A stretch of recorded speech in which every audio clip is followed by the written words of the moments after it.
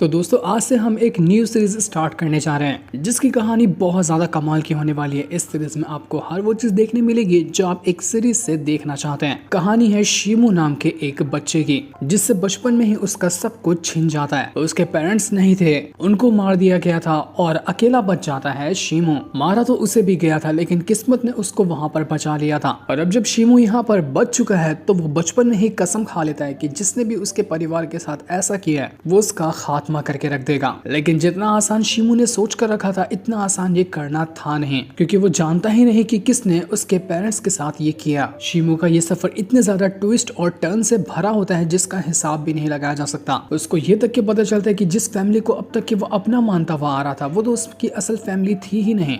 उसकी असल फैमिली का राज तो कुछ और ही है। वो क्या है यही जानने के लिए शीमू सफर पर निकल पड़ता है। उसके इस सफर में उसको कुछ ऐसी यूनिक और मिस्टीरियस पावर मिलती है जिसका हिसाब भी नहीं लगाया जा सकता। शीमू की बॉडी ही इस तरह से बनी हुई थी कि वो नॉर्मल से 10 गुना ज्यादा स्ट्रॉन्ग है। अगर वो थोड़ी भी कल्टीवेशन करे तो उसकी बॉडी जो होगी वो नॉर्मल से बहुत ज्यादा स्ट्रॉन्ग होगी। लेकिन यही खासियत उसके लिए एक खामी का भी काम करती है कि जितना वो खुद को स्ट्रॉन्ग बनाएगा उतना वो अपनी मौत के करीब होता जाएगा। लेकिन शीमू का सपना था कि अपने सारे दुश्मनों से बदला लेना और हेवन तक के रीच करना। तो क्या शीमू अपने इस सफर में कामयाब हो पाएगा? इसी के ऊपर ये सीरीज होने वाली है जो कि बहुत ज्यादा कमाल की होगी। तो चलिए बिना ज्यादा इंट्रो दिए हुए सीरीज को शुरू करते हैं। तो सीरीज की शुरुआत में हमें फेंगशान कंट्री के बारे में बताया जाता है कि कुछ साल पहले की बात है। यहाँ पर एक बहुत बड़ी सुनामी आई थी। सुनामी इतनी ज्यादा खतरनाक थी कि यहाँ के कितने सारे घर वगैरह सब टूट कर खत्म हो गए। बहुत बुरा हाल हुआ था। काफी साल लगे लोगों को इस मुसीबत से बाहर निकलने में, लेकिन धीरे धीरे करते हुए लोगों की जिंदगी नॉर्मल होने लग गई। ये जो सुनामी आई थी वो आई थी आसमान से। एक बहुत ही अजीब सा मीटरऑइड जमीन पे गिरा था और उसके ही गिरने की वजह से ऐसा भयंकर धमाका हुआ कि उसने एक सुनामी को क्रिएट किया और जिसने पूरे के पूरे फेंगशान सिटी को डिस्ट्रॉय करके रख दिया था। लेकिन अब लोग वापस से अपनी नॉर्मल जिंदगी में आ चुके हैं। इसके बाद हम देख पाते हैं कि एक डॉक्टर के पास एक घोड़ा गाड़ी आती है जिसके अंदर एक बंदे को रखा गया था। उसकी हालत काफी ज्यादा खराब थी तो उसको जल्दी जल्दी डॉक्टर के पास ले जाया जा रहा होता है ताकि वो डॉक्टर उसका इलाज कर सके। ये बंदा होता है शीटियान और ये है जिन फैमिली का 7th सन इन लॉ। उसके गर्दन पे एक अजीब सा निशान बना हुआ था जो कि बहुत ज्यादा अजीब लग रहा था। शीटियान की वाइफ और उसकी बेटी होती है वो बाहर बैठकर इंतजार कर रहे थे कि कब डॉक्टर आकर उनको अच्छी खबर देंगे कि शीटियान ठीक होने वाला है। लेकिन तब डॉक्टर आकर कहने लग जाता है कि माफ करना, हम शीटियान को नहीं बचा पाए, वो मर गया। ये सुनकर बेचारी उसकी पत्नी के ऊपर तो सदमा ही गिर चुका था। उसको समझ नहीं आता कि ये क्या हुआ। इसके बाद हम जिन फैमिली का सीन देखते हैं जहाँ पर जिन फैमिली का एक हेड मौजूद होता है। वो कुछ सिपाहियों से कहने लग गया था कि बताओ मुझे कि क्या सच में शीटियान जो है वो बिना परमिशन के हमारी सिटी के बॉर्डर को क्रॉस किया था क्या? तो बाकी लोग कहने जाते कि बिल्कुल हेड ऐसा तो उन्होंने किया था, लेकिन जब वो वहां से रिटर्न आया ना तो उनकी गर्दन पे एक अजीब सा निशान बना हुआ था। हमें नहीं पता कि वो क्या जिसका निशान था और लगता है कि उसी निशान ने उनकी जान ली है। उसी के साथ साथ जब वो वहां से रिटर्न आए थे तो वो बहुत ज्यादा इंजर्ड थे, मानो कि किसी ने उनको बहुत बुरी तरीके से मारा था। इससे ज्यादा हम कुछ भी नहीं जानते। ये सुनकर वो हेड जो था वो काफी ज्यादा गुस्सा हो चुका था। वो उन लोगों को जाने तो कहता है, लेकिन जैसे वो लोग जा रहे थे वहां पर एक दूसरा बंदा आता है जो उन सभी की जान ले चुका था। उसने इन सभी को मार दिया जबकि सही जानकारी इन लोगों ने दी थी। जिसके बाद वहां पर आती है शीटियान की जो वाइफ थी वो, और उस हेड से कहने लग जाती कि मुझे ना वो स्पिरिट पिल चाहिए जो कि मैं शीटियान के बेटे के लिए लेना चाहती हूँ। तो ये सुनकर वो हेड जो कि उसका ही भाई है वो कहने लग जाता है कि आखिर तुम एक आउटसाइडर के लिए कैसे वो स्पिरिट पिल मांग सकती हो? मैं स्पिरिट पिल उसको नहीं दूंगा क्योंकि उसका सरनेम भी हमारी जिन फैमिली से मिलता नहीं है। उसका सरनेम शी है, जबकि हमारा सरनेम जिन फैमिली है तो जिन है हमारा सरनेम। लेकिन शीटियान की वाइफ कहने लग जाती है कि वो भी मेरे बेटे की ही तरह है, इसलिए मैं उसके लिए ये स्पिरिट पिल लेकर आऊंगी। यहाँ पर हमें ये पता चलता है कि शीटियान जो है उसकी 2 पत्नी थी। एक पत्नी गांव में रहती है और दूसरी वाली ये है, और जो पहली वाली पत्नी से उसका बेटा है उसके लिए ये वाली पत्नी हेड से वो स्पिरिट पिल मांग रही थी। स्पिरिट पिल की क्यों जरूरत पड़ती है ये हमें थोड़ी देर बाद पता चलेगा, लेकिन वो हेड देने के लिए तैयार नहीं हुआ क्योंकि दूसरी वाली पत्नी के बेटे से उसको क्या ही मतलब है। तो हेड की बहन उससे कहने लग जाती है कि देखो शीटियान ने बहुत कुछ हमारे लिए किया, अगर वो हमारी हेल्प नहीं करता ना तो हमारी जिन फैमिली आज तक के यहाँ पर पहुंचती ही नहीं। तो अब अगर उसके बेटे को उस पिल की जरूरत है तो मुझे वो पिल किसी भी हालत में चाहिए। और साथ ही साथ मैं शीटियान की दूसरी पत्नी का जो बेटा है शीमू, उसको पालना चाहती हूँ। मैं उसकी सौतेली माँ बनना चाहती हूँ क्योंकि मुझे पता है कि वो अब अकेला हो चुका है, इसलिए मैं उसको अपने बेटे की तरह पालूंगी। लेकिन हेड बहुत ज्यादा गुस्सा हो चुका था कि तुम्हारा दिमाग तो नहीं खराब हो गया, दूसरे के बेटे को पालोगे, पालना है तो पालो जाके उसको शीमू को, लेकिन मैं तुम्हें वो स्पिरिट पिल नहीं दूंगा। स्पिरिट पिल सिर्फ हमारे जिन फैमिली के लोगों के लिए है। तुम हमारी जिन फैमिली की इज्जत दांव पे लगा रही हो दूसरे के बेटे को पालने के लिए। पर तब वहां पर हेड का छोटा भाई आ जाता है। वो यहाँ पर आकर कहने लग जाता है कि हमारी फैमिली का जो एंसेस्टर है ना, उन्होंने मुझे ये ऑर्डर दिया है कि अगर वो शीमू एक स्ट्रॉन्ग कल्टीवेटर बनता है फ्यूचर में ना, तभी जाकर उसको ये स्पिरिट पिल दी जाएगी, वरना उसको ये स्पिरिट पिल कभी नहीं मिलेगी। और जब एंसेस्टर ने ऑर्डर दे दिया तो हम इसके खिलाफ कुछ भी नहीं कह सकते। तो ये सुनकर शीटिंग की जो वाइफ थी वो खुश हो जाती है और अपने एक साथी से कहने लग जाती है कि जाओ और शीमू को जल्द से जल्द यहाँ पर लेकर आओ, मैं उसको अब और अपने से ज्यादा दूर नहीं देखना चाहती। दूसरी तरफ हम शीमू को देखते हैं जो अपने गांव में रहता है। उसको नहीं पता कि उसकी सौतेली माँ यहाँ बंदों को भेज रही है उसको लेने के लिए, और अब उसको ये गांव छोड़कर जाना पड़ेगा। इस गांव के अंदर वो अपने एक दोस्त के परिवार के साथ रहता है। वो अपने फादर से बहुत ज्यादा नफरत करता है क्योंकि उसके फादर ने उसको छोड़ दिया था, उसको और उसकी माँ को छोड़ दिया, और वो अपनी जिन फैमिली की जो हेड की बहन है उसके साथ शादी करने के लिए चले गए थे। और इस गाँव में शीमू और उसकी माँ अकेले रह गए। उसकी माँ शायद अब मर चुकी है, तो उसके बाद शीमू बिल्कुल अकेला हो गया। कोई नहीं है उसका इस गांव में सिवाय उसके दोस्त और उसके परिवार के, इसलिए वो अपने दोस्त के साथ बिल्कुल फैमिली की तरह रहता है। वो लोग भी उसको बहुत ज्यादा प्यार करते हैं। तो ऐसे ही एक दिन शीमू अपने दोस्त और उसकी छोटी बहन के साथ मछलियां पकड़ने के लिए चला जाता है, जब तक कि बाकी लोग घर पे मौजूद होंगे। तो शीमू और उसका दोस्त मस्त आराम से समुद्र के अंदर आकर मछलियां पकड़ने लग गए थे।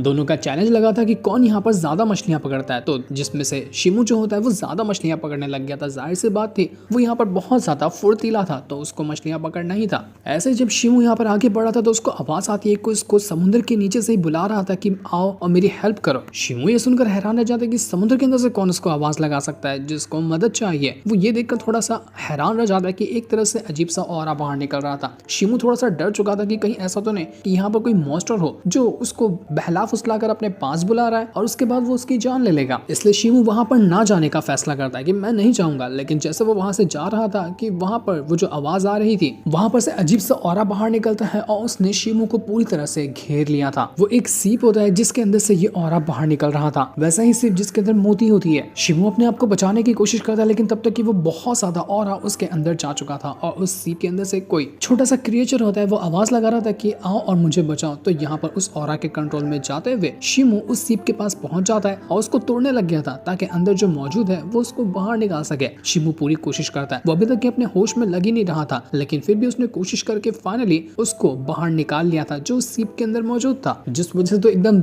ऑरा का ब्लास्ट होता है वहां पर। वो ब्लास्ट बहुत ज्यादा खतरनाक था जिस वजह से शीमू दूर जाकर फेंका जाता है। लेकिन तब जैसे वो डूब रहा था वहां पर वो ही छोटा सा क्रिएचर आ जाता है जो कि उस सीप के अंदर रहता था और उसने यहाँ पर आकर शीमू को बचा लिया, वरना तो डूब कर शीमू मर जाता। तो जैसे ही यहाँ पर शीमू डूब रहा था उस टाइम उसको एक अजीब सा ख्याल आता है। वो अपने पेरेंट्स को देख पाता है जब उसके फादर उसको छोड़कर जा रहे थे जिन फैमिली के पास, और उसकी माँ यहाँ पर रोते हुए अपने पति का इंतजार कर रही थी, लेकिन वो लौट कर नहीं आए। तभी से शीमू ने नफरत करना शुरू कर दिया अपने फादर से कि उसके फादर ने उसको छोड़ दिया अपनी दूसरी पत्नी के लिए। यही ख्याल वो याद करके बिल्कुल इमोशनल हो चुका था, वो बिल्कुल टूट सा जाता है। जिसके बाद शीमू का जो दोस्त था वो उसको पानी से बाहर निकालता है, उससे कहने लग गया था कि शीमू होश में तो है, तुझे पता है तू आधे घंटे से समुद्र के अंदर बैठा हुआ था, मर जाता तू। तो शीमू कहना चाहता कि वो क्रिएचर कहाँ गया जिसने मुझे बचाया था, वो कोई लड़की जैसा क्रिएचर था, मुझे उसको देखना है, उसी ने मुझे बचाया वरना मैं मर गया होता समुद्र के अंदर डूबकर। तो उसका दोस्त कहने लग जाता है कि पागल है क्या, यहाँ पर कोई लड़की कोई क्रिएचर नहीं है, बचा तो मैंने तुझे है अंदर जाने के बाद, लगता है कि ज्यादा टाइम तक समुद्र बहने से तेरा दिमाग सठिया गया, चल घर पे चलते हैं। लेकिन शीमू के हाथ में एक पर्ल था, ठीक वैसा ही जैसा कि सीप के अंदर से मोती निकलती है ना, वैसा ही उसके पास एक पर्ल होता है। शीमू समझ चुका था कि ये उसी क्रिएचर ने दिया है, उसका गिफ्ट होगा जो उसने उस क्रिएचर को बचाया। लेकिन शीमू अभी नहीं जानता था कि ये पर्ल है क्या चीज, उसके किस तरह से ये काम आएगा, तो वो उसको ऐसे ही अपने पास रख लेता है। लेकिन जब ये सारे के सारे लोग वापस अपने घर पर आते हैं, घर पूरा टूटा फूटा नजर आ रहा था, वहाँ का हाल बिल्कुल बेहाल होता है। शीमू समझ चुका था कि नहीं यार कुछ तो गड़बड़ है यहाँ पर। वहाँ पर उसके दोस्त को उसके फादर नजर आते हैं। जैसे वो अपने फादर के पास जाता है, पता चलता है कि उसके फादर मर चुके हैं, किसी ने उसके फादर को बेरहमी से मार दिया। ये देखकर शीमू का दोस्त और उसकी छोटी बहन बिल्कुल घबरा से जाते हैं कि नहीं, ये नहीं हो सकता, फादर आप ठीक तो है ना। वो लोग जैसे ही कमरे के अंदर जाकर देखते हैं कि उनकी माँ का क्या हाल है, तो उनको दिखा देता है कि अंदर कोई तो है मास्क लगाया हुआ जो बाहर देख रहा है। वो मास्क लगाया हुआ बंदा तुरंत अपनी पावर का इस्तेमाल करते हुए तीनों के तीनों को अंदर घसीट लेता है। और जब ये लोग अंदर जाते हैं तो उनको दिखाई देता है कि वो मास्क वाले बंदे के सामने ही शिमू के दोस्त की माँ बैठी हुई है और उस बंदे ने उनके ऊपर गर्दन पे वो अपनी तलवार रखा हुआ है। मास्क वाला इंसान सिर्फ इतना कहता है कि मुझे बताओ कि आखिर तुम लोगों में से वो शिमू है कौन। नहीं बताओगे मैं तुम्हारा वो हाल करूंगा कि तुमने इसके बारे में सोचा भी नहीं होगा। लेकिन शिमू के दोस्त की जो माँ थी वो समझ चुकी थी कि ये लोग शिमू को नुकसान पहुंचाने के लिए आए हैं, इसलिए वो कहती कि तुम लोग भागो यहाँ से, मुझे कुछ होगा मुझे उससे फर्क नहीं पड़ता।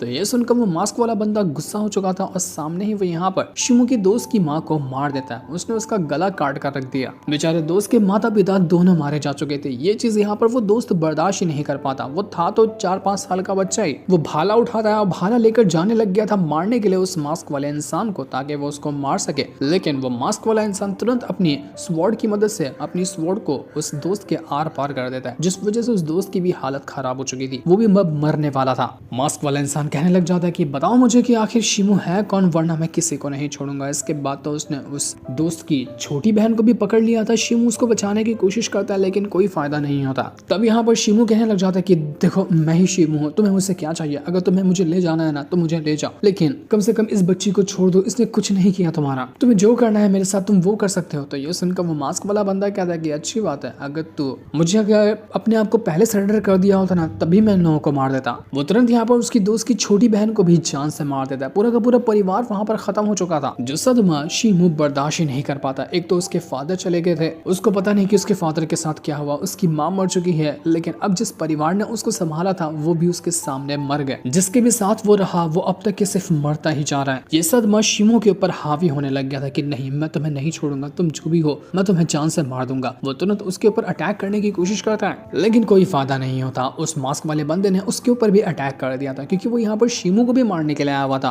वो किसी को भी छोड़ना नहीं चाह रहा था, लेकिन ये था कौन अभी तो हमें नहीं पता चलता। यहाँ तक कि वो घर में आग लगाकर भी चला जाता था कि किसी को लगे कि यहाँ पर आग लगने से ही सारे के सारे लोग मारे गए। इस घर के अंदर अभी भी शिमू जो था वो अपनी आखिरी सांसें गिन रहा था, लेकिन तभी कुछ कमाल होता है। वो जो पर्ल उसको मिला था ना उसके अंदर से पावर बाहर निकल कर आती है और उस पर्ल की पावर ने शिमू के ऊपर जितनी भी चोटें वगैरह लगी थी उसको ठीक करना शुरू कर दिया था। शिमू की जितनी भी तकलीफ होती है वो सब गायब होने लग गई थी और उसकी सारी चोटें खत्म हो जाती है। हम देख पाते हैं कि शिमू के अंदर से एक अजीब सी छोटी सी स्पिरिट जो है वो अवेक हुई है। वो स्पिरिट बहुत ज्यादा खतरनाक लग रही थी। क्या चीज की स्पिरिट थी वो तो नहीं पता चला, लेकिन जो भी था वो बहुत ज्यादा स्ट्रॉन्ग था। और यहाँ पर शिमू पहली बार किसी तरह की स्पिरिचुअल पावर को महसूस कर पाया था, जैसा कि इससे पहले उसने कभी नहीं किया। कुछ घंटों के बाद वहां पर वो जो शिटियान की दूसरी पत्नी यानी कि शिमू की सौतेली माँ जो होती है उसके भेजे हुए बंदे आ जाते हैं। वो शिमू को लेने के लिए आए हुए थे। घर का नजारा देखकर वो घबरा जाते कि यहाँ पर सब लोग मर तो नहीं गए, लेकिन उनको नजर आता है कि यहाँ पर शिमू अभी तक के जिंदा है। वो जल्दी जल्दी शिमू के पास आते हैं और उसको होश में लाने की कोशिश करते हैं, जिस वजह से शिमू जो था वो होश में आ चुका था। उसका ख्याल रखा जाता है, उसको जल्दी जल्दी उठाकर घोड़ा गाड़ी में डालते हुए महल ले आया जाता है ताकि उसको ठीक किया जा सके। लेकिन शिमू को अभी भी वही सपना आ रहा था जहाँ पर उसके दोस्त उसके परिवार वाले उससे कह रहे होते कि तुम्हारी वजह से हमारी जान गई है, वो लोग तुम्हें मारने के लिए आए थे लेकिन तुम्हारी वजह से हम लोगों को मरना पड़ा। अच्छा होता कि हम लोग कभी भी तुम्हें पनाह यहाँ पर देते ही नहीं। तो यही सपना देखकर छोटा शिमू जो था वो डर के मारे उठ चुका था कि नहीं मेरी कोई गलती नहीं है, मेरी वजह से आप लोग नहीं मरे। तब वो देख पाता है कि वो तो किसी और के ही घर में मौजूद है क्योंकि वो अभी था जिन फैमिली के अंदर। उसको कुछ भी समझ में नहीं आता कि आखिर यहाँ पर चल क्या रहा है, मैं कहाँ पर आ गया हूँ। तब वहाँ पर उसकी सौतेली माँ आती है। वो उससे कहने लग जाती कि ये वही कमरा है जहाँ पर तुम्हारे फादर रहा करते थे और मैं हूँ तुम्हारे फादर की दूसरी पत्नी, तुम मुझे सौतेली माँ कहकर बुला सकते हो। ये मेरी बेटी है, इसका नाम यू हुआन है, ये तुम्हारी बहन लगेगी, तुम्हारी छोटी बहन। जब तुम्हारे फादर मर रहे थे ना तो उन्होंने मरने से पहले मुझे जिम्मेदारी दी थी कि मैं तुम्हारा ख्याल रखूं, क्योंकि अगर तुम्हें ऐसा ही छोड़ दिया गया तो तुम्हारी जिंदगी बिल्कुल नर्क बन जाएगी, इसलिए मैं तुम्हें यहाँ पर लेकर आई हूँ। तो शिमू कहने लग जाता कि उनको मेरा फादर मत कहिए, वो मेरे फादर नहीं है, उन्होंने मेरी माँ को छोड़ दिया था, तभी से मैंने उनसे अपना रिश्ता खत्म कर लिया। पर तभी शिमू जो होता है उसको अजीब सा महसूस होने लग गया था, मानो कि उसके अंदर से कुछ तो ऐसा है जो ट्रिगर हो रहा है और ऐसा नहीं होना चाहिए।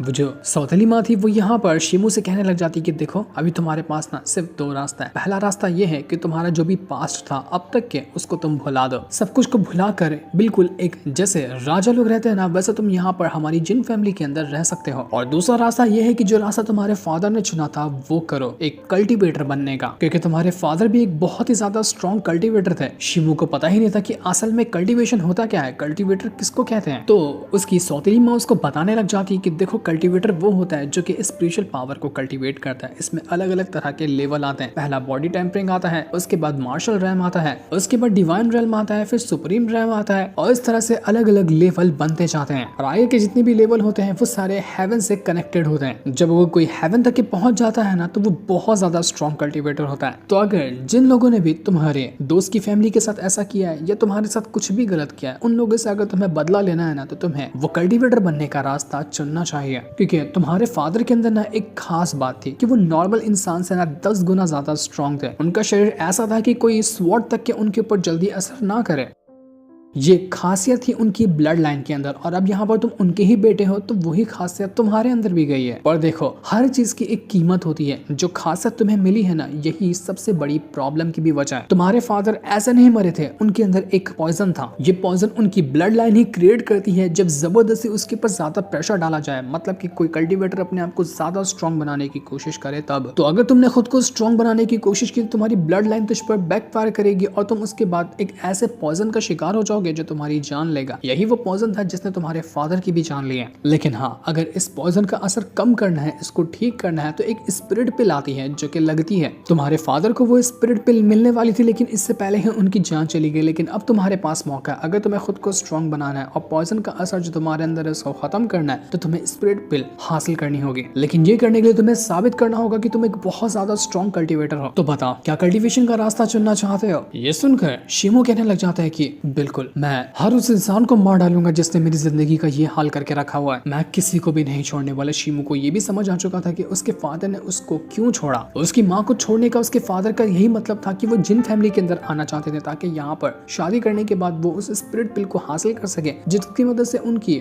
वो जो पॉइजन का असर है वो खत्म हो जाए। लेकिन इस चीज में वो कामयाब नहीं रहे और उनकी जान चली गई। शिमू अपने दोस्त के पूरे परिवार की कब्र के पास आता है और उनसे कहने लग जाता है कि देख लेना एक ना एक दिन जब आएगा मैं तुम सबका बदला लूंगा। वो जो मास्क इंसान जिसने तुम सभी को मारा है ना उसको, उसके पूरे खानदान को दुनिया से मिटा कर रख दूंगा। वो नहीं बचने वाला। ये शिमू का वादा है और शिमू अपना वादा कभी नहीं तोड़ता। तो अभी यहाँ से शुरू हो जाता है शिमू का कल्टीवेशन का सफर। वो बहुत ज्यादा मेहनत करता है और मेहनत करते करते कुछ साल गुजर जाते हैं और अब यहाँ पर हम देख पाते हैं बड़े शिमू को जो जंगल के अंदर शिकार करने के लिए आया हुआ था। उसका अभी करंट कल्टीवेशन रैल्म है बॉडी टेम्परिंग का 11th लेवल। इसके कुछ टाइम बाद ही वो अपना बॉडी टेम्परिंग रैल्म जो है उसको ब्रेक थ्रू कर जाएगा। और जैसा कि उसकी सौतेली माँ ने उसको बताया था कि उसका जो शरीर है ना वो नॉर्मल से 10 गुना ज्यादा स्ट्रॉन्ग है। तो अभी भी वो यहाँ पर बॉडी टेम्परिंग के बंदे को आसानी के साथ डिस्ट्रॉय कर सकता है, उससे ज्यादा स्ट्रॉन्ग वाले को भी वो मार सकता है इसी लेवल पे होने के बाद भी। लेकिन प्रॉब्लम वही है कि जितना वो खुद को स्ट्रॉन्ग बनाता है उसका जो पॉइजन है वो उसके ऊपर असर करता जाता है। आज के दिन शिमू जंगल में शिकार करने के लिए आया हुआ था तो वो यहाँ पर एक जंगली सुअर का शिकार कर लेता है जिसे वो मारकर बहुत ज्यादा खुश था कि चलो आज के तो खाने का बंदोबस्त हो गया। इसके बाद वो जैसे ही उस जंगली सुअर को लेकर जा रहा था वो जो उसके पास पल होता है बचपन में उसको मिला था वो ग्लो करने लग गया था। शिमू कहने लग जाता है कि ये तभी ग्लो करता है जब आसपास कुछ ना कुछ तो गड़बड़ हो, मतलब आसपास कुछ ऐसी मुसीबत आने वाली है जिसके बारे में मुझे नहीं पता है। तो शिमू तुरंत एकदम सावधान हो चुका था ताकि वो अपने आप को बचा सके। उसको नजर आता है कि सामने एक टेंपल है जिसका गेट खुला हुआ है। तो शिमू तुरंत ही टेंपल के अंदर चला जाता है। उसको वहां पर कुछ लोग नजर आते हैं। तो जैसे ही शिमू अंदर गया था वहां पर कुछ बहुत सारे ट्रैप्स लगे हुए थे। तो अनजाने में ही शिमू उन ट्रैप्स को एक्टिवेट कर चुका था जिस वजह से बहुत सारे अटैक एक के बाद एक करते हुए उसके ऊपर आकर लगने लग जाते हैं। शिमू हैरान रह चुका था कि ये क्या हुआ। वो तुरंत उन ट्रैप से बचने की कोशिश करता है और जैसे जैसे उसने अपने आप को बचा भी लिया था वहां पर एक आदमी होता है और उसकी बेटी होती है। शिमू तुरंत के ऊपर स्वॉर्ड रखते हुए कहता है कि तुम लोग हो कौन और तुम लोगों की हिम्मत कैसे हुई यहाँ पर ट्रैप लगाने की। तो वो आदमी कहना चाहते कि देखो यंगमैन, हमारा कोई इरादा नहीं था कि हम तुम्हारे ऊपर अटैक करें। ये जो ट्रैप लगे ना ये तुम्हारे लिए नहीं लगाए थे, ये हमने लगाया था जानवरों के लिए क्योंकि यहाँ पर बहुत सारे जानवर घूम रहे और कोई गलती से यहाँ पर अंदर ना घुसा है हमारी जान लेने के लिए। तो हमने यहाँ पर ये ट्रैप लगा दिया। ये सिर्फ एक गलत फहमी थी, हमें तुम्हें नुकसान पहुंचाने का कोई इरादा नहीं था। तो ये सुनकर शीमू भी हैरान रह जाता है कि बात तो इन लोगों की सही है, हो सकता है कि इन लोगों ने जानवर के लिए ही ये ट्रैप लगाया हो, क्योंकि वैसे भी ये लोग कल्टीवेटर तो नहीं लग रहे, ये लोग बिल्कुल नॉर्मल लोग हैं। तो इनको पता है कि मैं एक कल्टीवेटर हूँ, तो ये मुझसे पंगा लेने के बारे में गलती से भी नहीं सोचेंगे, क्योंकि इनका कुछ टाइम के अंदर ही मर जाना फिर लिखा हुआ था। अगर मुझे उंगली करते तो यहाँ पर वो आदमी कहने लग जाता है कि ये मेरी बेटी है जूनर, और हम लोग जा रहे थे फेंगशान सिटी के अंदर, वहां जाकर हमें वो फैमिली से मिलना है। तो रात गुजारने के लिए हमने यहाँ पर टेंपल के अंदर ही पनाह लेने का सोचा। तो इसलिए शीमू उनको वहां पर छोड़ देता है और अपना यहाँ पर टेंपल के अंदर ही बैठकर खाना वगैरह पकाने लग गया था। वो आदमी जो था शीमू से कहना चाहता है कि तुम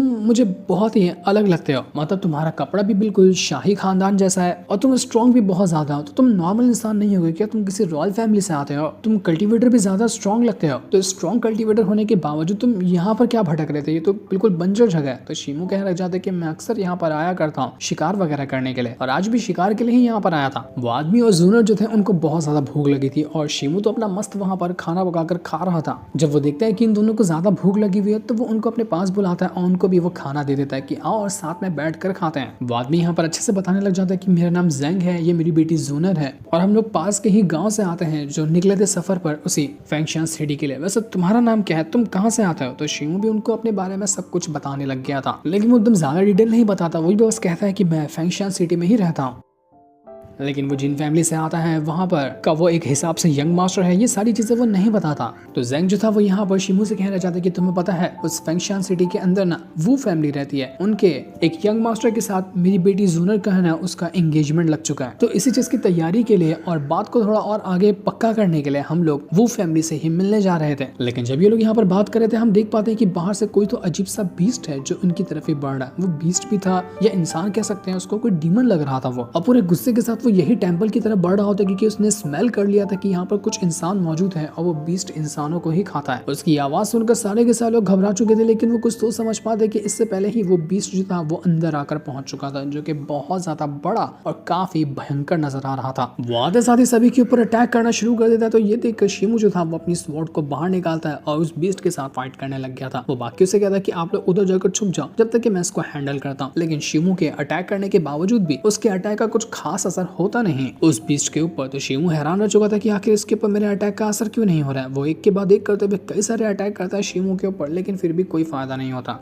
क्योंकि अगर इस बीस्ट को मारना है तो इसकी कमजोरी थी इसका गर्दन वाला हिस्सा, वहां पर अटैक करेंगे तभी ये मरेगा, उसके बाद उसके शरीर पे कहीं पर भी अटैक क्यों ना कर लिया जाए इसको एक असर नहीं होगा। वो यहाँ पर शीमू को स्ट्रॉन्ग देखकर तो शीमू के ऊपर पहले अटैक नहीं करता, वो पहले चला जाता है जेंग और जूनर के ऊपर अटैक करने के लिए। लेकिन तब बीच में शीमू आने के बाद अपनी पावर का यूज करते हुए अपने और भी कई सारे स्ट्रॉन्ग अटैक रेडी करता है, मल्टीपल स्लैश अटैक देकर मार देता है उसे बीस्ट के ऊपर, जिस वजह से बीस्ट की हालत खराब हो चुकी थी। लेकिन फिर भी बीस्ट यहाँ पर शांत होने वाले नहीं, वो शीमू को मारने के लिए पीछे पड़ जाता है। पर जैसे वो शीमू को मारने वाला था इससे पीछे जेंग आकर पहुंच जाता है और उसने तुरंत ही बीस्ट के ऊपर अटैक करना शुरू कर दिया था, ताकि उसका ध्यान वो अपनी तरफ कर सके तब तक कि वो बीस्ट शीमू को छोड़ देगा। तो ये देखकर वो जो बीस्ट होता है वो भड़क चुका था और वो सीधा चला जाता है उसे जेंग को मारने के लिए। जेंग कई सारे अटैक करता है लेकिन फिर भी वो बीस्ट को रोक नहीं पाता। तो यही मौका देखकर बीच में शीमू आता है और वो अपने 13 स्लैश अटैक का यूज करते हुए उस बीस्ट की धज्जियां उड़ा चुका था, जिस वजह से उसकी हालत खराब हो जाती है। ऐसा लग रहा था कि बीस्ट वो यहाँ पर मर चुका है। इस वजह से सभी की जान में जान आती है कि चलो आखिरकार हमने ये काम कर दिया। वो लोग कहते हैं कि यहाँ पर अब और ज्यादा रुकना ठीक नहीं है, हमें यहाँ से चलना चाहिए। तो ये लोग यहाँ से जाने लग गए थे, पर जैसे वो लोग जा रहे थे पीछे से वो बीस्ट वापस से होश में आता है और सीधा जेंग को पकड़कर उसके पेट को ही फाड़ते हुए अंदर हाथ घुसेड़ चुका था। उसने बड़ी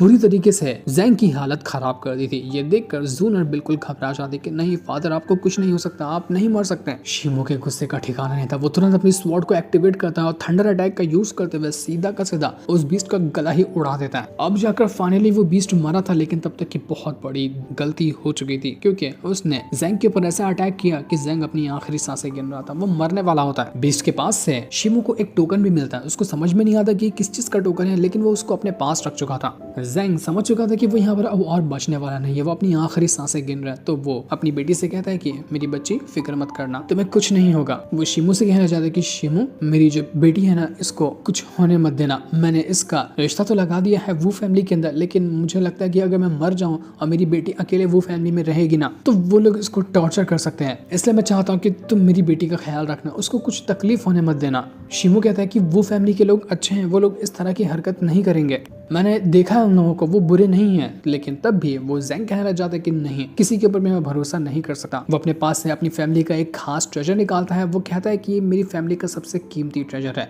मैं ये तुम्हें दे रहा हूँ इस चीज के बदले कि तुम मेरी बेटी का ख्याल रखोगे, उसके ऊपर कोई आंच नहीं आने दोगे। मुझे बस ये तुमसे वादा करना, क्या तुम मेरा वादा पूरा करोगे? शिमो बिल्कुल सोच में पड़ चुका था, क्योंकि जब उसके ऊपर बीस्ट अटैक कर रहा था तो उसकी जान जा सकती थी, लेकिन बीच में ज़ैंग नहीं आकर उसको बचाया था। तो यहाँ पर उसके ऊपर ज़ैंग का ये एहसान था, इसलिए वो कह देता है कि ठीक है, मैं वादा करता हूँ आपसे कि जूनर को कुछ नहीं होगा, मैं उसके ऊपर कोई भी आंच आने नहीं दूंगा। तो ये सुनते सुनते ही वो जो ज़ैंग था वो खुशी खुशी वहां पर अपनी जान गंवा चुका था। ज़ैंग यहाँ पर मर गया, इसलिए शिमो और जूनर जो थे वो यहाँ पर उसको दफन कर देते हैं। जूनर बिल्कुल उदास थी, वो वहां पर रो रही थी, लेकिन शिमो उससे कहने लग जाता है कि तुम्हें फिक्र करने की जरूरत नहीं है, मैंने तुम्हारे फादर से वादा किया है ना, मैं तुम्हें कुछ भी होने नहीं दूंगा, कभी भी किसी भी चीज की तुम्हें जरूरत लगती है ना मुझे बताना, मैं तुरंत वो तुम्हारे लिए कर दूंगा। कोई तुम्हें तकलीफ दे उसके बारे में बताना, मैं उन सभी को सबक सिखाऊंगा। अभी तो तुम्हारे पास कोई दूसरी जगह है भी नहीं रहने के लिए, तो तुम्हें मजबूरी में आकर वो फैमिली में ही जाना होगा। तो जूनर कहना चाहते कि हाँ तुम सही कह रहे हो, क्योंकि मेरा वहां पर पहले से ही एंगेजमेंट हो चुका है, तो उसके अलावा मैं कहीं पर भी नहीं जा सकती, अगर तुम मुझे वहां तक के छोड़ देते हो तो अच्छा होगा। ये सुनकर शिमो जो था वो तुरंत ही जूनर को लेता है और उसको लेकर फेंगशान सिटी के अंदर आता है, ताकि उसको वो फैमिली के पास छोड़ सके। वो जैसे यहाँ पर आता है, वो फैमिली का हेड था, वो जूनर को देखकर काफी खुश हो चुका था। इसका नाम था वूटोंग।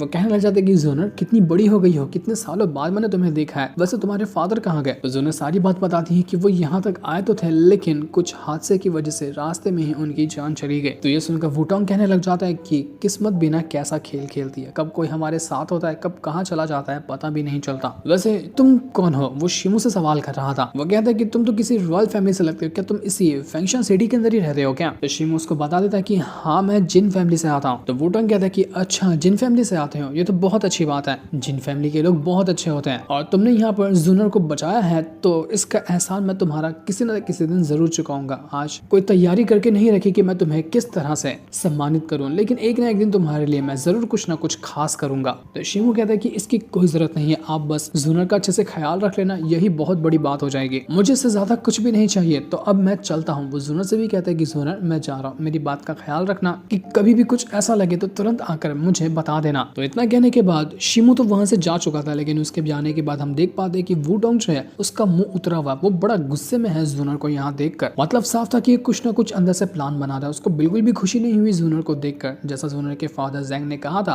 कि अगर वो मर जाते हैं तो जूनर वो फैमिली में खुश नहीं रह पाएगी। ये चीज यहाँ पर सही होते हुए नजर भी आ रही थी। न जाने आगे जूनर का क्या होगा। अब हमें रात का सीन दिखाया जाता है। यहाँ पर ड्रैगन गैंग के कुछ बंदे थे, वो कुछ गाँव में जो दुकान वगैरह लगाते हैं उनके पास आए हुए थे हफ्ता वसूली करने के लिए। लेकिन वो दुकान वाले कहने लग जाते कि हमने तो पहले ही आपको बहुत सारी चीजें दे कर रखी है, हमारे पास कुछ भी नहीं बचा, हम क्या देंगे आपको। एक दुकान वाले को तो उसने वहां पर घेर कर ही रखा हुआ था। वो दुकान वाले से कहता है कि देख तू मुझे हफ्ता वसूली नहीं दे सकता ना, ठीक है मेरे पास तेरे लिए कुछ खास चीज है, देख बढ़िया सा खाना बनाया, जरा इसको टेस्ट तो कर कैसा है। वो दुकान वाला खाना खाना तो नहीं चाहता था, लेकिन मजबूरी में वो जो गैंग का लीडर होता है वो उसको खिला देता है। और उसके बाद वो उसे कहता है कि तुझे पता है ये खाना किस चीज का है? बगल में ही वहां पर वो दुकान है। वो दुकान वाला भी ऐसा ही कह रहा था कि उसके पास कुछ भी नहीं बचा मुझे देने के लिए, तो मैंने उसको काटा और उसी का खाना बना दिया जो तुझे खिला रहा हूँ। अब तू भी मुझे पैसा नहीं देगा तो मैं तेरा भी खाना बनाकर अगली दुकान वाले को खिला दूंगा। ये सुनकर वो बेचारा दुकान वाला बिल्कुल पागल हो गया था कि नहीं ये नहीं हो सकता। ये लोग यहाँ पर अपना आतंक मचा के रखे थे कि तभी वहां पर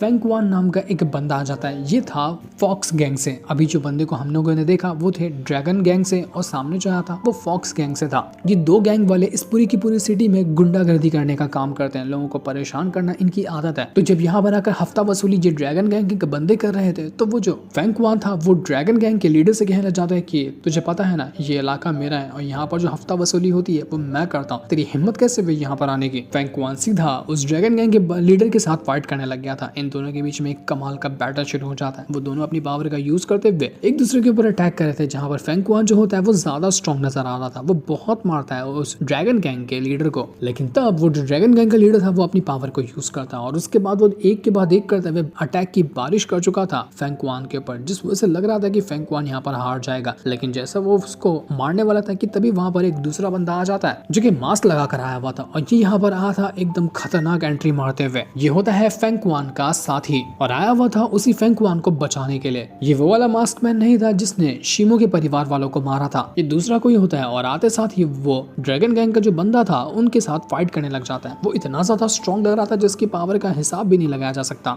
मास्क वाला बंदा आसानी के साथ सभी ड्रैगन गैंग के बंदों को बिल्कुल धूल मिट्टी की तरह उड़ा उड़ा कर फेंके जा रहा था। कोई भी बंदा उसके सामने टिक ही नहीं पाता। यहाँ तक कि ड्रैगन गैंग का लीडर उसकी भी फटकर हाथ में आ चुकी थी। वो अपने साथियों से कहता है कि जाओ उसको चांद से मार डालो, लेकिन कोई भी उस मास्क वाले बंदे का बाल तक बाका नहीं कर पाता। उसके बाद तो मास्क वाले बंदे ने ड्रैगन गैंग की मार मार कर बुरी हालत कर दी थी। यहाँ तक कि वो लीडर का भी मुंह सब फोड़ देता है, जिस वजह से ड्रैगन गैंग का बंदा अधमरा हो चुका था। मामला खत्म हो जाता है तो उसके बाद हम फेंगक्वान को देखते हैं जो उस मास्क वाले बंदे से कहने लग गया था कि भाई तुम्हारा बहुत बहुत शुक्रिया, जब भी मुझ पर मुसीबत आती है ना तो मुझे आकर बचा लेते हो, ये लो मुझे बचाने का इनाम। वो उसको वहाँ पर कई सारे सोने के सिक्के देता है। फेंगक्वान कहना चाहता है कि तुम हमारे गैंग में क्यों नहीं शामिल हो जाते, मैं तुम्हें बहुत अच्छी पोजीशन दूंगा। लेकिन वो मास्क वाला बंदा कहता है कि नहीं, मुझे किसी गैंग में शामिल नहीं होना। आपको पता है ना कि मैं एक कल्टीवेटर हूँ और यहाँ पर जितना भी आपका साथ देता हूँ सिर्फ इन पैसों के लिए, ताकि इन पैसों से हर्ब्स खरीद सकूं, उसके बाद मैं अपनी कल्टीवेशन को इंक्रीज कर सकूं। मुझे किसी गैंग का साथ नहीं देना, मैं सिर्फ बदमाशों को मारता हूँ। वैसे भी आपका जो ये फॉक्स गैंग है ना वो अच्छा है, जबकि ये ड्रैगन गैंग के बंदे बहुत ज्यादा निर्दय लोग हैं, वो आम लोगों को बहुत टॉर्चर करते हैं, इसलिए मैं आपका साथ देता हूँ। तो फेंगक्वान कहता है कि ठीक है, फिर अगर तुम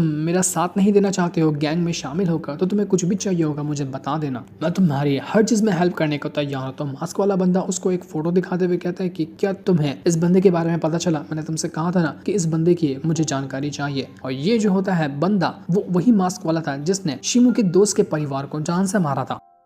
तो फेंगक्वान कहने लग जाते कि देखो पता तो लगा रहा हूँ, लेकिन अभी तक ये इस बंदे के बारे में मुझे कुछ भी नहीं पता चला, जैसे कुछ पता चलेगा मैं तुरंत में इसके बारे में बताऊंगा। तो शिमू अपने पास से एक दूसरा स्क्रोल बाहर निकालता है जिसमें एक बहुत ही पावरफुल स्वॉर्ड बनाने का तरीका लिखा हुआ था। मास्क वाला बंदा उस फेंगक्वान से कहने लग जाता कि क्या तुम मेरे लिए ये स्वॉर्ड बना दोगे, मेरे पास अभी उतने पैसे तो नहीं है, लेकिन आगे जितनी भी हेल्प तुम्हारी करनी होगी ना मैं बिना पैसे के ही कर दूंगा, बस तुम मेरे लिए ये स्वॉर्ड बना दो। तो फेंगक्वान कहने लग जाता कि देखो ये स्वॉर्ड बनाना थोड़ा सा मुश्किल होगा क्योंकि ये बहुत ज्यादा कीमती लग रही है, लेकिन तुम फिक्र मत करो, मैं हूं ना, मैं तुम्हारे लिए ये स्वॉर्ड बना दूंगा, बस थोड़ा सा मुझे टाइम दो क्योंकि इसको बनाने में थोड़ा टाइम लगेगा। तो मास्क वाला बंदा कहता है कि ठीक है, तुम्हें जितना टाइम लेना है तुम उतना टाइम ले सकते हो, बस मुझे ये स्वॉर्ड चाहिए और वो जो मास्क वाला बंदा है इसकी जानकारी मुझे निकाल कर दे देना, इससे ज्यादा मुझे कुछ भी नहीं चाहिए। तो इस पर फेंगक्वान मान चुका था और इसके बाद वो मास्क वाला बंदा वहां से चला जाता है। तब हमें पता चलता है कि ये मास्क वाला बंदा कोई और नहीं बल्कि शिमू ही था। शिमू अपना मास्क लगाकर इस फेंगक्वान की मदद करता है ताकि कुछ यहाँ पर आकर पैसे कमा सके, जिसकी मदद से वो अपनी कल्टीवेशन को इंक्रीज कर पाएगा। साथ ही साथ इस फेंगक्वान के जरिए ही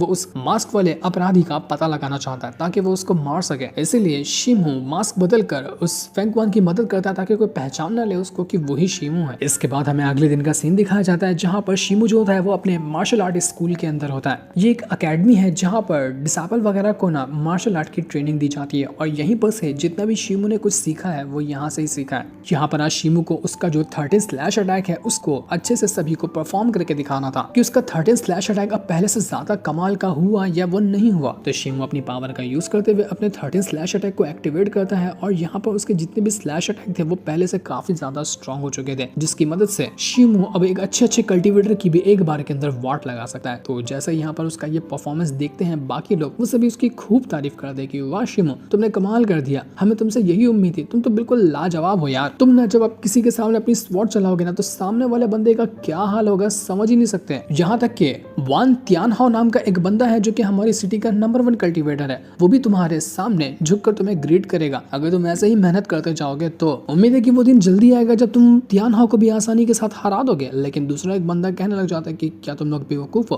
तुम्हें पता है ना कि वांग त्यानहाओ जो है वो कितना ज्यादा स्ट्रॉन्ग बंदा है, उसकी ब्लड लाइन जो है वो ऐसी है कि उसका कोई मुकाबला ही नहीं। और तुम सोच रहे हो कि शिमू फ्यूचर में चलकर उस वांग त्यानहाओ को हरा देगा, ऐसे ही नहीं, वो इस सिटी का नंबर 1 कल्टीवेटर बन गया है। लोग उसका नाम सुनकर भी डरते हैं। सबसे मेन होता है इंसान के अंदर उसके ब्लड लाइन की पावर की, उसकी ब्लड लाइन की पावर कितनी स्ट्रॉन्ग है, तभी जाकर डिसाइड होता है कि एक कल्टीवेटर आगे चलकर कितना स्ट्रॉन्ग बनेगा और कितना कमजोर रहेगा। तो बाकी लोग कहने जाते हैं कि अबे जा रहे ज्ञान बनकर, हमने पहले से ही फैसला कर लिया है और तू देख भी लेना कि फ्यूचर में शिमू जो है उस वान तियानहो का क्या बुरा हाल करेगा। शिमू बहुत ज्यादा स्ट्रॉन्ग है और उसका मुकाबले का कोई भी नहीं है, क्योंकि वैसे भी वान तियानहो अभी ढंग से अपनी ब्लड लाइन की पावर का उतनी अच्छी तरह से यूज भी नहीं कर सकता। लेकिन कुछ भी क्यों ना हो, ब्लड लाइन की पावर उतना खास असर भी नहीं करती है जब इंसान के पास उसकी खुद की कल्टीवेशन हो और मेहनत वो करे तो। लेकिन यहाँ पर बातों बातों में बहस होने लग गई थी कि मैं यहाँ पर वान तियानहो को सपोर्ट करता हूँ तो कुछ लोग यहाँ पर शिमू को सपोर्ट कर रहे थे। लेकिन तब वहाँ पर मास्टर आते हैं और वो कहने लग जाते हैं कि क्या हो रहा है यहाँ पर, कौन झगड़ा कर रहा है बिना मतलब के। मना किया है ना कि मेरी एकेडमी के अंदर कोई भी झगड़ा नहीं करेगा।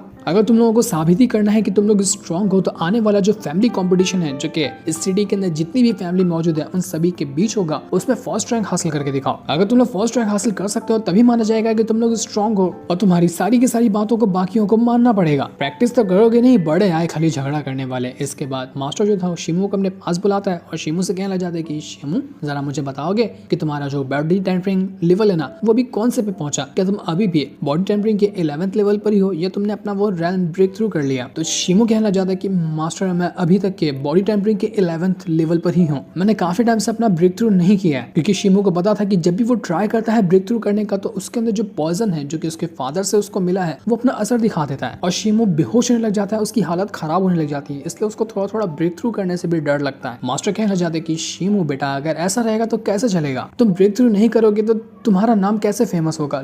तुम चाहते हो ना कि लोग तुम्हारे बारे में जाने, तुम बहुत ज्यादा स्ट्रॉन्ग बनो आगे चलकर, तो इसके लिए तुम्हें ब्रेक थ्रू करनी है। मैं जानता हूँ तुम बहुत ज्यादा टैलेंटेड बंदे हो और तुम्हारे जैसे एक्स्ट्रा ऑर्डिनरी टैलेंट को ना मैंने कभी नहीं देखा, तुम बहुत आगे जाओगे, लेकिन तुम क्यों डर रहे हो ब्रेक थ्रू करने से। तो शिमू उनको सारी बात बता देता है। ये सुनकर मास्टर कहना चाहते हैं कि अच्छा ऐसी बात है, लेकिन फिक्र करने की कोई जरूरत नहीं है, मेरे पास घरेलू बहुत सारे नुस्खे हैं, अगर हम उसका यूज करते हैं ना तो तुम आसानी के साथ अपना इस पॉइजन के असर को खत्म कर दोगे और उसके बाद तुम ब्रेक थ्रू भी करोगे ना तो तुम्हारे पर कोई असर नहीं होगा। अब ये नुस्खे मेरी दादी नानी वगैरह मुझे सिखाया करती थी, मैं वो तुम्हें सिखाना चाहता हूँ। तो वो एक पेपर निकालता है जिसके अंदर बहुत सारी रेसिपी वगैरह लिखी हुई थी। तो रेसिपी के अंदर जितने भी सामान वगैरह थे वो सभी शिमू को लाने हैं और उनकी मदद से अगर सभी को मिक्स करके शिमू नहाएगा, जिसके बाथटब के अंदर बहुत सारे हर्ब्स हो गए, उसको डालकर अंदर अगर शिमू नहा ले तो उसके अंदर की जितनी भी बीमारी है, पॉइजन वगैरह है ना, वो सब निकल जाएंगे और शिमू खुद में अच्छा महसूस करेगा।